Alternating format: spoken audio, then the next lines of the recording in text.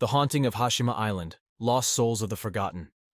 The rusty metallic taste of the old coins felt odd on Rebecca's tongue. She had an antiquarian spirit that somehow found delight in things most people would never think of, like tasting old coins. Lately, she had taken an interest in numismatics, collecting old currencies, especially those from places with fascinating histories.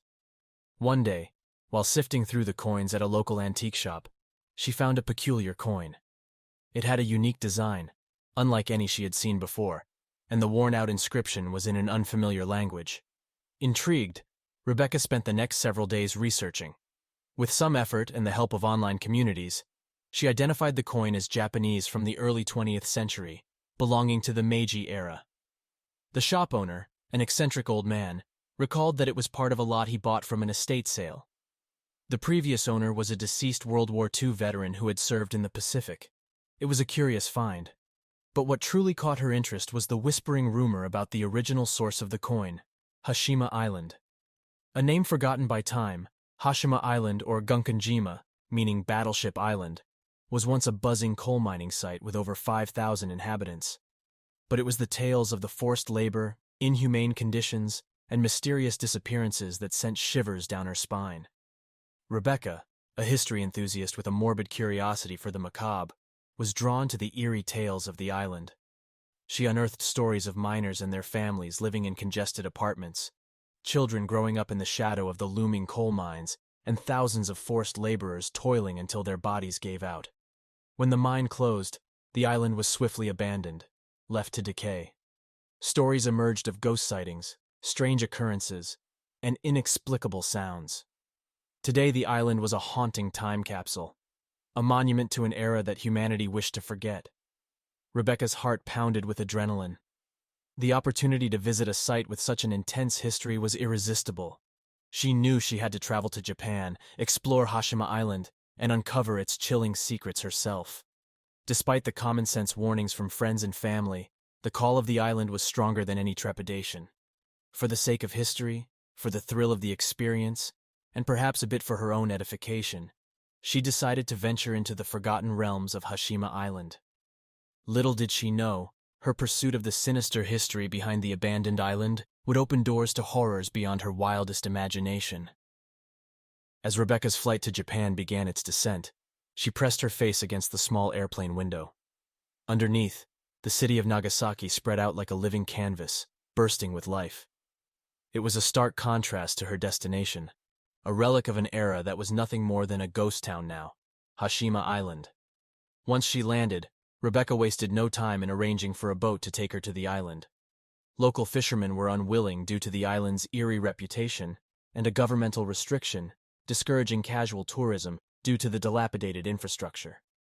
However, she found a weathered old fisherman, Hiro, who had heard enough of her enthusiasm and agreed to take her. Hiro had a face hardened by time and sun, eyes that told a story of years at sea. His rusty old boat creaked and groaned as they sailed away from the coast and towards the Forbidden Isle. With every wave that crashed against the hull, Rebecca's heart pounded in anticipation and anxiety. The island loomed in the distance, an eerie silhouette against the gray sky, its abandoned concrete structures sticking out like skeletal remains. As they approached, Hiro shared whispered tales of the island, stories passed down through generations of phantom lights in the night, wailing cries of forgotten souls, and children's laughter echoing from the desolate buildings. He warned her of the tormented spirits of the laborers whose blood and sweat soaked the very ground beneath the concrete monoliths. Rebecca felt a shiver crawl up her spine as the boat drew closer. The island was a grim sight. Stark, empty buildings jutted out, and crumbling structures bore the weight of years of neglect. Nature had begun to reclaim the area, with foliage sprouting out from the cracks in the concrete. She could see a maze of abandoned streets, forgotten play areas, and dilapidated residences. Stepping off the boat onto the weather-beaten jetty, the eeriness of the island washed over her. Rebecca had to remind herself to breathe. She turned to see Hiro in his boat, his face grave. He called out, "Remember, respect the spirits. They might be forgotten by the world, but they still linger here." Rebecca could only nod. Taking her first steps into the crumbling concrete jungle, she felt a rush of adrenaline. The eerie silence was occasionally broken by the caw of a crow or the rustle of the wind. It was as if she had stepped into a dystopian past, an echo of an era long forgotten. As she began her exploration, Rebecca could not shake off a chilling sensation of being watched. The empty streets of Hashima Island spoke volumes to Rebecca. As she walked around, each desolate building, each decaying staircase seemed to harbor a tale of its own. The eerie silence of the ghost town was only broken by her footfalls, echoing through the lonely pathways, and the occasional squawk of a bird flying overhead. The island was a labyrinth of faded memories. She peered into derelict classrooms, the chalkboards still holding faint traces of lessons long past, tiny wooden desks sitting patiently for students who would never return. Walking through the residential area, she could see the tiny, cramped rooms where families once lived, laughed, and loved. It was a haunting reminder of how the bustling life that once filled these concrete monoliths had vanished as abruptly as the coal from the mines. Entering one of the abandoned apartments, Rebecca found remnants of the past occupants. There were worn-out futons, a rusty kettle, and a moldy children's book. She picked up the book, carefully flipping through its water-damaged pages. The vibrant illustrations were faded, but hinted at happier times. She couldn't help but imagine a mother, softly reading stories to her child, while the sound of the restless sea echoed in the background. But under the seemingly ordinary life, she could sense a pervasive feeling of despair and confinement. She then descended into the disused mine shafts. The air was damp and stale, the only light coming from her flashlight illuminating the murky darkness. As she navigated the labyrinthine tunnels, the reality of the miners' plight came into focus. It was here they toiled, in unbearable conditions, their spirits crushed under the weight of the precious coal they excavated. She stumbled upon an old miner's helmet, its lamp long burnt out. Holding it in her hands, Rebecca could almost hear the faint echoes of pickaxes striking against the rock, the labored breathing of exhausted men, and the foreman's callous shout. A cold chill ran down her spine, a silent acknowledgement of the suffering endured within these dark tunnels. Overwhelmed, Rebecca emerged from the mine, blinking against the dying daylight. The silence seemed more profound, the desolation more chilling. As the sun dipped below the horizon, the ghostly shell of the island was bathed in an eerie twilight. Shadows danced across the empty streets, and an unsettling chill swept through the island. Rebecca decided to set up camp in one of the less dilapidated apartments for the night. As she settled in, enveloped by the cloak of darkness, she couldn't shake off the feeling that the echoes of Hashima's dark past were far from silent. As Rebecca nestled into her sleeping bag, the ambient noise of the empty island began to seep into her senses. She listened to the eerie silence, broken only by the distant crashing of waves against the rocky shoreline and the occasional flutter of wings from some nocturnal bird. Every sound seemed to carry through the empty streets and vacant apartments, amplifying in the dead of the night. She had barely closed her eyes when she heard it. A soft, faint melody was drifting on the wind. It was a haunting tune, sounding almost like a lullaby. It was not carried by any instrument she recognized, but seemed to resonate through the very walls of the buildings themselves. Rising from her makeshift bed, Rebecca followed the sound, drawn to it as if by a siren's call. It led her through the desolate streets, under the shadowy canopies of the abandoned buildings. The melody seemed to ebb and flow, now coming from one direction, now another, leading her deeper into the heart of the deserted island. Suddenly, she was in the old schoolyard. The rusting remnants of a swing set squeaked in the wind, adding an eerie rhythm to the ghostly melody. It was then she saw her, a figure at the edge of the schoolyard, a woman clothed in a faded kimono, holding a child close to her, gently swaying and humming the lullaby. Rebecca froze, her heart pounding. She blinked, and the figures were gone, the melody lingering like a fading echo. The encounter was surreal, chilling, but also profoundly sad. Unsettled but driven by curiosity, she spent the rest of the night exploring the eerie corners of the island. Each place had its own story to tell, its own spectral tenants. She saw ghostly miners with sunken eyes trudging through the tunnels. She heard the echo of children's laughter near the dilapidated school building, their playful shadows flitting across the decaying walls. At every turn, she encountered remnants of the lives that once thrived in this forgotten place. As the sun started to rise, painting the haunting skyline of the island in hues of orange and pink, Rebecca felt an unsettling mix of fear, sorrow, and fascination. These were not just encounters with the mysterious. They were glimpses into the island's tragic past. As the day dawned, Rebecca realized that her journey was just beginning. Subscribe to get more thrilling stories. Daylight did little to dispel the eerie atmosphere on Hashima Island. The sunlight seemed to be swallowed by the dilapidated buildings, casting long, looming shadows that twisted and danced as the day wore on. As Rebecca continued her exploration, she began to feel an ever-increasing sense of unease. In the broad daylight, the whispers started. At first, they were just a subtle undertone to the constant rustling of wind and waves. But as Rebecca ventured further into the island's maze-like layout, the whispers grew more pronounced, more tangible. She could hear the hushed conversations of the miners as she ventured near the entrance of the mine, their ghostly voices recounting tales of harsh conditions and dreams of freedom. Near the school, she heard the echoes of a teacher's instruction, the faded whispers of children reciting their lessons. In the apartments, she could hear the remnants of family conversations, the laughter, the arguments, the heartbreaks, and joys. In an old communal hall, she found a piano, its keys yellowed with age and elements. As she ran her fingers over the keys, she felt a cold shiver run down her spine. Then she heard it, a soft note, a melody being played on the old piano, a spectral pianist serenading the empty hall. The haunting tune filled the room, stirring the dust and sending echoes down the silent corridors. The whispers grew louder as the day wore on, and Rebecca found herself drawn into these ghostly conversations. The more she listened, the more she understood. They spoke of hardship and despair, but also of camaraderie, resilience, and hope. They spoke of life in its rawest form, life that flourished even in the direst of circumstances. As she sat in the heart of this abandoned island, surrounded by the spectral whispers, Rebecca felt an overwhelming sense of connection. She realized that these weren't just phantoms of a forgotten past. They were the enduring echoes of humanity, voices seeking acknowledgement, yearning to be heard. In the failing light, as the last rays of the sun disappeared beyond the horizon, the whispers faded into a quiet hum, like a lullaby to the island's desolation. The unsettling sense of dread Rebecca initially felt was now replaced by a strange sense of serenity.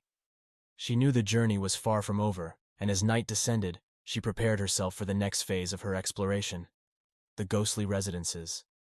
Under the light of her flashlight, Rebecca began her exploration of the residential complexes. They stood like giant, hollowed-out shells, remnants of a once-thriving community. Each apartment seemed like a crypt of memories, filled with spectral imprints of those who once called them home. In one apartment, she found a room filled with rusting sewing machines. In the dim light, she could see phantom fingers working tirelessly at the machines, spectral threads weaving stories of hardship and survival. She heard the whispering chatter of women, their voices echoing with an eerie melancholy. Next, she found herself in what seemed to be a small dining room. The room held the spectral aroma of meals past, the echo of clinking utensils, and murmured conversations. She watched as a ghostly family gathered for dinner, their smiles as faded as the peeling wallpaper, their laughter as hollow as the room itself. As Rebecca ventured further, she found a room filled with children's toys, a silent testament to the stolen childhoods on this desolate island. In the corner stood an old, broken dollhouse. As she examined it, she felt a chill run down her spine. For a moment, she could see spectral children playing, their translucent forms flickering in the faint beam of her flashlight. Throughout the night, she bore witness to these ghostly residencies, to lives trapped between the past and the present. Each spectral inhabitant seemed to hold a piece of the island's story, a fragment of its tormented soul. They were the lost souls of Hashima, eternally entwined with the desolate landscape. The eerie spectacles played out until dawn, like a ghostly theater performance set against a backdrop of decay and desolation. The experience was unnerving, yet it was impossible for Rebecca to tear herself away. She felt like a silent observer to a forgotten era, allowed a glimpse into the unseen and the unknown. As dawn broke, Rebecca found herself exhausted but invigorated. The ghostly residences had painted a vivid picture of life on Hashima Island. But as the sun rose, she realized that her exploration had taken a toll on her. Her body was fatigued, but more importantly, her spirit felt heavy. The hauntingly poignant stories of the island's former residents had etched themselves into her soul. But there was more to be discovered, and with renewed determination, she prepared herself to face the next chapter. Cursed remnants.